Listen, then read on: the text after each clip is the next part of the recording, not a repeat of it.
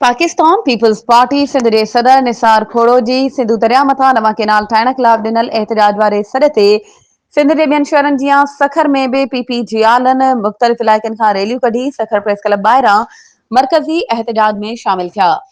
एहतजाज में शामिल पीपी कारकुननि नवनि केनालनि ख़िलाफ़ छिती नारेबाज़ी कई।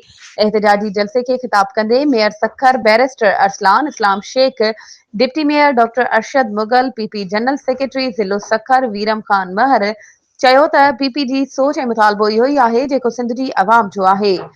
हज़ारे सालनि खां सिंधु दरिया ते सिंध जो हक़ आहे। 1991 में सूबनि ऐं वफ़ाक़ में मुआहिदो थियो हो, पर निगरान हुकूमत ग़लत फ़ैसिला करे सूबनि खे पीपीसीसीआई में वई आहे।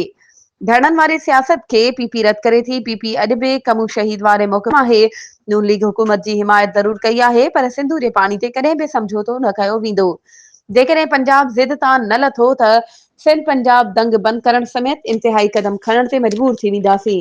एहतजाजी जलसे खे town chairman Deen Mohammad Rajput, vice chairman Ghulam Murtaza Ghangro, UC chairman Shafiq Ahmed Pirzado, UC chairman Mir Abdur Rahman Mengal, labour bureau सदर अकबर चांडियो, पीपी सपाफ, लेडीज़ विंग अॻवाननि ऐं ॿियनि पिण ख़िताब कयो।